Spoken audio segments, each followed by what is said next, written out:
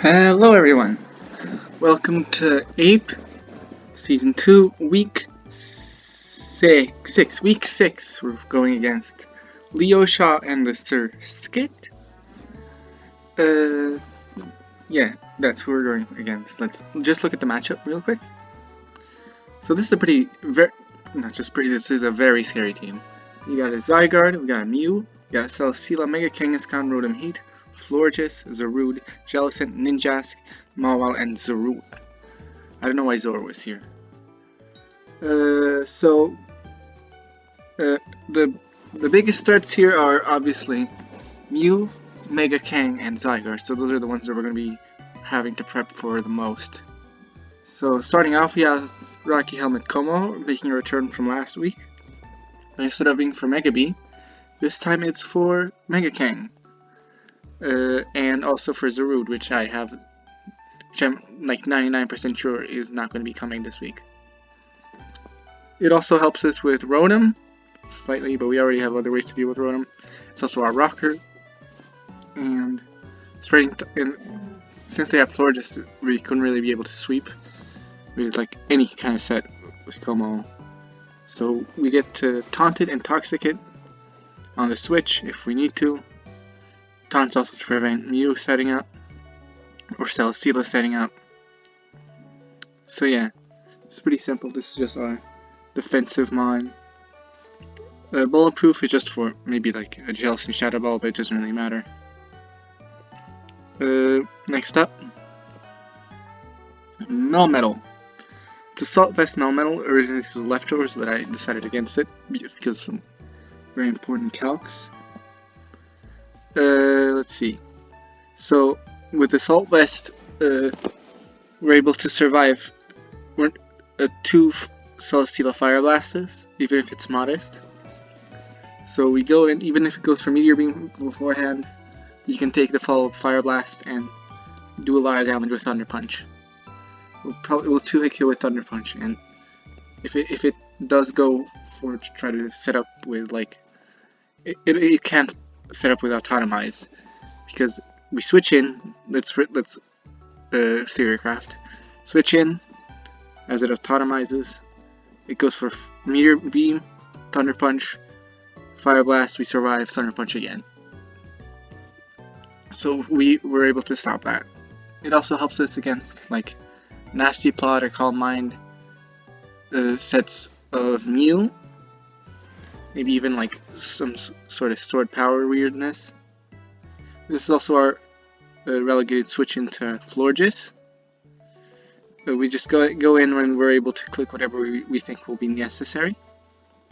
Rock Slide 2-hit kills Rotom, so if we ever want to predict switch to Rotom, we can do that.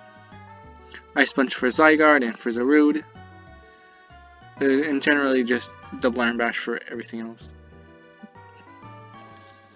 Moving on, we have Tapu Bulu. Now nothing really resists the combination of grass and fighting. And after a Swords Dance, depending on the set, we're able to OHKO Celesteela and Rotom. If it's this fast Rotom, we can definitely OHKO it. If it's bulky Rotom, we outspeed it. So we just get up a substitute on, say, Zygarde or Zarude, or maybe even Florges or Jellicent, and we get a Swords Dance, and we were able to do a lot of damage. This is our dedicated like wall breaker. Well, we have another wall breaker. This is just like the thing used to like lure in stuff like Rotom or Celesteela, which will help Melmetal go crazy later in the game. So yeah. Next up we have Hatterene. This is our dedicated switch into Mew, and our Trick Room setter. This Mew is the only hazard setter on this team, weirdly enough. And with this defense investment, Mew can't really do much with really any set. I might get rid of Mystical Fire for Healing Wish to make this full support, because our big like attackers are like for Trick Room, like Melmetal and a Pokemon we'll get to later. Yeah, I might get rid of Mystical Fire because that's just for Celesteela. And for Celesteela, we just switch into Marowak, which is our next Pokemon. Because it can't really do much to Marowak. At least in the most common set it's going to bring. And we could just fire off Poltergeist for basically free. Or Fire Punch. Fire Punch also works. Moving on. Marowak. Fire Punch, Poltergeist, Loki, Shadow Ball. Shadow Ball's just a secondary thing for Poltergeist. I wanted to run Ice Punch, but it doesn't get it. It does get Ice Beam though, but that actually does less than Poltergeist to even physically defensive Zygarde. So I decided against it. And Shadow Bone's more reliable if it's like, for example, like Itemless or Casaberry Mew, or even like we're able to use it against Celesteela after like it uses the power or whatever it wants to use. Yeah, so that's just basically what it's gonna do. Low kicks for what's it called? Kangaskhan. And we have Lightning Rod instead of Rockhead, so that we Stonewall Rotom, as long as it's not like Shadow Ball Rotom, which I can't really foresee. But it could be possible. But that just means it's even more walled by Bulletproof Como. Moving on. Our last Pokemon is Blastoise. As you may notice, their bulky water is Jellicent, which is really good for us, because that means nothing can really confidently switch into the mixture of Water Pulse, Ice Beam, and Dark Pulse, except Florges, but Water Pulse still does a lot of damage, which forces it to Wish Up, which lets us get a free Workup in, or forces it to Protect, and then we get a free Workup. And after that we can kind of just do insane damage to the team. Because now we outspeed Celesteela and Rotom can't OHKO us. And if Zygarde is sufficiently bulky, we might even outspeed that one, but I doubt it. Dark Pulse handles Mew, and I think a boosted Water Pulse can do a lot of damage to Kangaskhan. So yeah, that's the team. I think we got a pretty good chance, but since this is a Mew team, you can never really be 100% sure you're going to win. You could always bring some super secret anti-U tech. Yeah. There's also like some like easy entry points for like sweepers, like Celesteela couldn't screw us up if it gets in on Hatterene at the right time. Stuff like that. Or if we switch into Marowak haphazardly, but we're probably just going to switch into Melmetal anyway. But if it's like Leech Seed Protect, Celesteela, it could be pretty dangerous. Be very, very hard for us to deal with.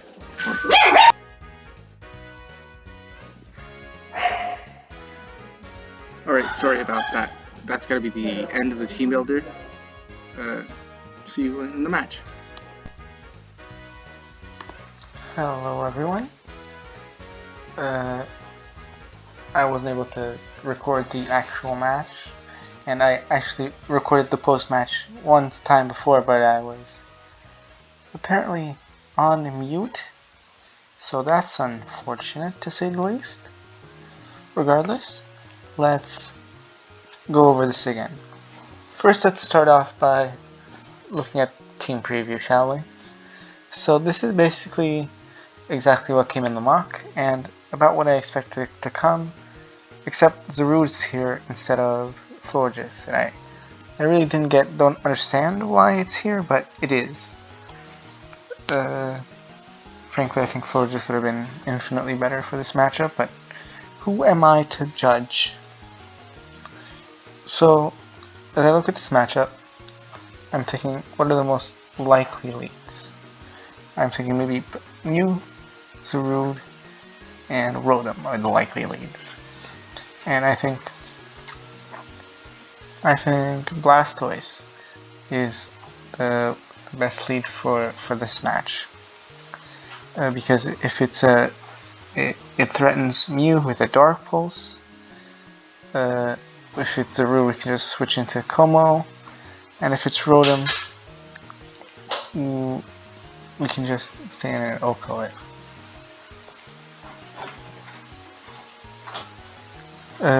So yep, that's who I led with Blastoise, and they lead with Rotom. So I'm thinking, okay, I can check if this is going to be a fast or a bulky Rotom, and I'm not too threatened by Volt Switch. I know I can live one, and I got enough speed to outspeed bulky Rotom, like with the defense investment and stuff. And I really don't want to switch into Marowak on a Trick or on a Shadow Ball, so this is the safest play for me. And we outspeed and Oko with Water Pulse, so this is the best case scenario right off the bat. Then it's a switch to Zarude, which we just switch to Como, take some Chip, and Mew comes in. Now we switch into Hatterene, which is our dedicated Mew switch in, and it's Toxic Spikes. Now, as you may notice from the chat, this is a pretty pivotal moment in the game.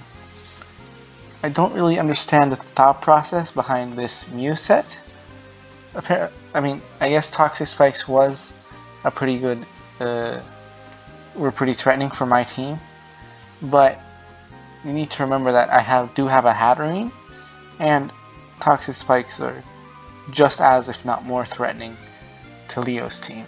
So, moving on. We take a knockoff as we go for Trick Room, and this signals to me that I should not go into, should not baton pass or anything to Marowak. So I should have just gone to Blastoise right away, but I wanted to get, I got some Dazzling Gem Chip first, take a bit of more knockoff damage, and switch to Blastoise, and we take nothing from knockoff because we're Mega. We should underspeed in Trick Room, which means would go first, and at that range we'd probably KO with Dark Pulse, depending on specific investments. I don't actually remember if we Oko'd or not. So we switch to Celesteela, we get a lucky crit. It doesn't really matter that much because the follow-up Water Pulse would have 2-hit KO'd anyway. But we do get a Confusion, which again doesn't really matter that much because we outspeed anyway. We just go for Water Pulse again, and probably should have gone for Ice Beam to cover for the Zygarde switch and the Zarude switch, while also still KOing Celesteela. But it doesn't really matter that much anyway. So we just switch back into Como on the U-turn, and what comes in? Zygarde comes in. So we get to switch into Tapu Bulu for free now, because Zygarde can't really do much. And they pivot back into Celesteela. So this switch tells us that Zygarde is faster than Como, which is pretty good to know, and it's also very obvious because we didn't really run that much speed on Como. But this does tell me that it's not mixed. It's probably not mixed Zygarde with Sludge Bomb or Sludge Wave for Bulu, so I can switch into it very safely, and one close combat at this range KO Celesteela. Then Kangaskhan comes in, so we just switch back to Como, and we just absolutely tank that Body Slam. Get paralyzed, but it doesn't really matter that much. We just go for a Drain Punch as they go for Zarude. I don't really understand that. You have a whole Mew right there. Zarude gets killed, and now the Zygarde comes in. So we switch back to Bulu, and 1000 Waves. At first, I thought this was a misclick, but apparently, the wrong move. We picked 1000 Waves instead of 1000 Arrows, but in reality, this is like a weird strategy. Because this is apparently itemless Zygarde with 1000 Waves, Coil, Scale Shot, and Rest. Apparently I was supposed to set up Trap Marowak, but I don't really understand how that would have really worked. Because if I saw itemless Flygons and I would see it as it switched in, I'd just switch out into Bulu, which this can't touch at all. So I really don't understand what the thought process was behind this. I'm not trying to like roast Leo or anything. I'm just genuinely don't get it. Regardless, this is basically a game. We were able to just freely get a substitute up. He can coil if he wants, but we're SD, so it doesn't matter. And at this point, this is just game. You just Horn Leech, and the rest of the team just dies. We don't get parried by the body slam. So we can just Horn Leech this. We take a Psychic, and that's it from you. So yeah, that was the game. It was certainly a game that happened. It's a 6-0, which means we're guaranteed for playoffs now. We're still undefeated. We have like 6. This is our 6th win in a row, or I guess 5th, and we got the forfeit win. But this is pretty big.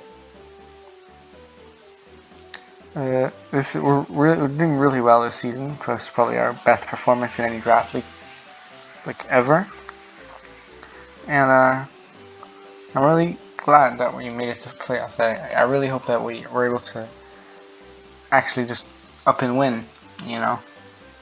We did have some pretty good matchups for this season, which might not be the case in playoffs, but I still think we can win, even if I honestly don't like this team very much. I might make some trades, but I really don't know what I could even trade. This team is very interconnected, but we'll see. I'll keep you updated on that.